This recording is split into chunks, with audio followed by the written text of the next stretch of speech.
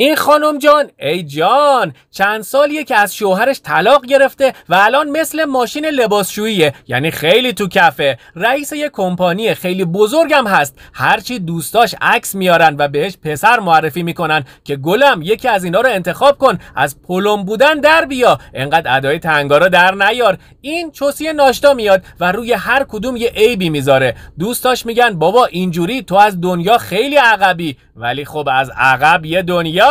این صورتی خانم اسمش چارلیه که توی خونه هوا کرده. یه دفعه همکار و شریکش لورا بهش زنگ میزنه، میگه گشاد خانم پاشو بیا شرکت که یه نفر رو باید حتما ببینی. توی شرکت این ناناستلا همش حواسش جاهای دیگه است که این دوستش لورا میگه ای توی روح پرفتوح دختر، خب بیا با همین دستخری که برات پیدا کردیم ازدواج کن. باور کن توی کل شهر از این کلوفتر یعنی از این مرد بهتر و مهربونتر نداریم. اما این گوزو خانوم میگه نه، این علم یزید تایپ من نیست. همکارش هم میگه به یه ورم که نیست، سن خر پیرو داری، همینجوری بشین تا کپک بزنی. چند روز بعد یه نفر یه نامه تهدیدآمیز با یه عروسک فرستاده برای خانومی. دوستش میگه باید یه بادیگارد برای خودت بگیری. اینم قبول نمیکنه، میگه نه بابا لازم نیست. فردا صبح این صورتی جان خوشگل مشکل کرده که بره سر کار، میبینه که یه نفر میاد جلوی در خونش. اینم که بدجوری پاپیون کرده سریع اسپری میزنه. حالا این یارو کیه؟ عمو جانیه.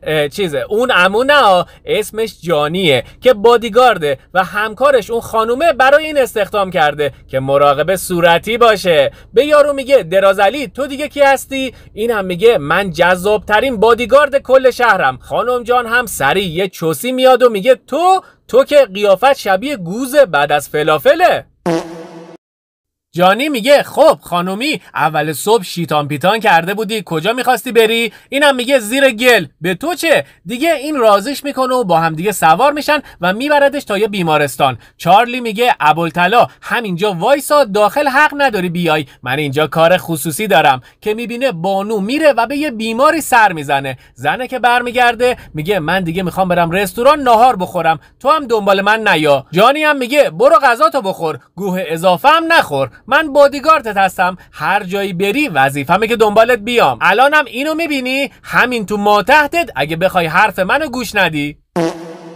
تمام روز توی شرکت این داداشمون پیش این بانو موسموس میکنه. وقتی هم که برمیگرده خونش بادیگارده میگه میدونم که توی کف جذابیت منی، حالا الان داری به ازدواجمون فکر میکنی یا به ماه عسلمون؟ اینم میگه به عمه پتیارت فکر میکنم، برو گم شو بابا. اعتماد به نفس تو رو بوته شلغم داشت، الان هلو میداد. اینم سری میره بیمارستان، میپرسه این زنه چارلی که امروز اینجا بود چیکار داشت؟ باید به من بگی. دکترم میگه اطلاعات میخوای؟ آناناس، برو درتو بذار بابا. فردا صبح توی خونه یهویی این دوتا میخورن به هم و قهوه زنه میریزه روی دم و دستگاه و پیرن و همه چیه این داداشمون. میگه تو برو توی اتاق همه اینا رو بکن، من برات لباس تمیز میارم. دلانگیز لباس به دست میاد تو که میبینه به به چه شاپسری، چه قد و بالایی، چه هسته‌ای، چه دسته‌ای.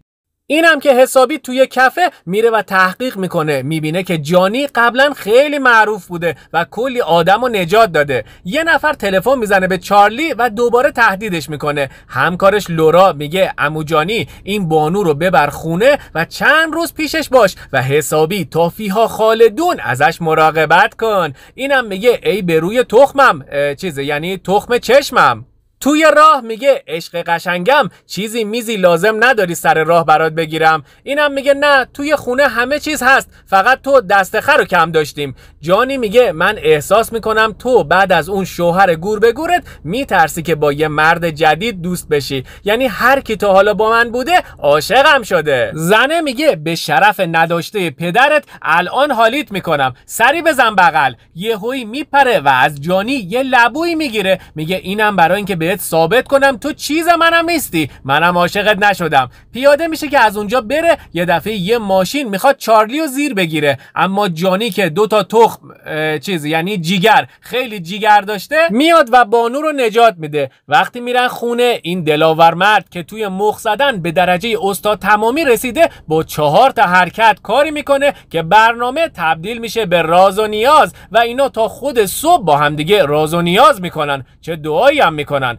اون طرف اون پسره که میخواست با ماشین چارلیو بزنه میاد سراغ لورا، همون همکار زنه. یعنی همه چی زیر سر این زنه است. خانم جان سگ تو روحت. یارو میگه من دیگه نیستم، امروز نزدیک بود گیر بیفتم. یهویی لورا تق میزنه اینو سقط میکنه. بعدم یه مدرک از اون بادیگارده میذاره توی لباس این یارو که مرگ اینو بندازه گردن اونا. صبح این دوتا خجسته دل و سرخوش بعد از یه مراسم پرفیض شب جمعه میان سر کار که پلیس میاد اونجا میگه دیشب کجا بودین؟ اینا هم میگن به جان جفت تخمات دیشب تا خود صبح داشتیم با هم دیگه دعا میکردیم، جات خالی، چه راز و نیازی هم داشتیم. میخوان جانی رو دستگیر کنن که این پسره با فن مرحوم بروسلی خشتک اینا رو میکشه رو سرشون و با خانومی فرار میکنن. میگه باید ثابت کنیم که کار ما نبوده، وگرنه اگه بریم بازداشتگاه دیگه ما تحت سالم برامون نمیمونه. از اون طرف اون زنه لورا داره با خبرنگارا مصاحبه میکنه، میگه آره به نظر منم این همکارم چارلی خیلی مشکوکه و فکر کنم کار جانی و چارلی بوده. زنه که این فیلمو میبینه میگه آخه باید برم برای این دوستم توضیح بدم، روشنش کنم که کار ما نبوده.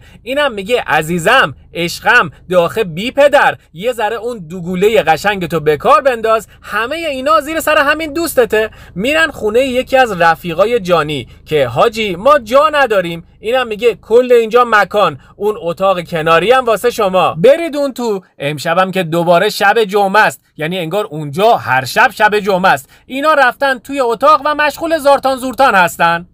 این یارو صاحب خونه میره سراغ همون لورا، میگه این دوستم جک و اون زنه چارلی الان اومدن توی خونه من، اگه جاشونو بهت بگم بهم چی میدی؟ اینم یه اشبه شطوری میاد که خودمو میدم. طرف میگه گوه نخور بابا، آخه سگ به تو نگاه میکنه. یه پول قلمبه باید به من بدی تا جاشونو بهت بگم. این دوتا خجسته دل توی خونه مشغول هستن که لورا و این یارو صاحب خونه میان اونجا. چارلی هم یواشکی سری ضبط صدا رو روشن میکنه. لورا میگه من حالم ازت به هم میخوره، الان سال هاست که همه مردا فقط دنبال تو هستن ولی تو براشون خودتو چس میکنی، اون وقت سگ محل من نمیذاره. اینا رو مجبورشون میکنن که برن توی باغ و دوتا قبر برای خودشون بکنن. یه دفعه این بادیگارده با یه فن هلیکوپتری میپره و این مرد صاحب خونه رو هول باقی میکنه. بعدم سری پلیس رو خبر میکنن. پلیسا که میان به لورا میگن خب میدونی قراره برات چه اتفاقاتی بیفته؟ اتفاقی بدجور. قراره بفرستیمت زندان بخش قزوینیای مقیم لس آنجلس که اونجا جاده قزوین تو اتوبان دوبانده کنن. چارلی جان صورتی هم این بزرگوار رو میبره خونش، میگه من خیلی به آقایون علاقه ندارم، البته گوه میخوره. میگه ولی احساس میکنم تا اونجام عاشق تو شدم، احساس میکنم میخوام فقط بقیه عمرمو با تو باشم. اینم میگه اون احساستو چیز یعنی باشه بابا، حالا دیگه حرف اضافه نزن، بیا بریم تو لحاف یخ کرد. دوستان ما 3 تا کانال داریم که هم توی دیسکریپشن و هم توی کامنت اول که پین کردم آدرس هر 3 تاشون رو نوشتم. عزیزان توف برکف، لایک و ساب یادتون نره. قربون همتون، خداحافظ.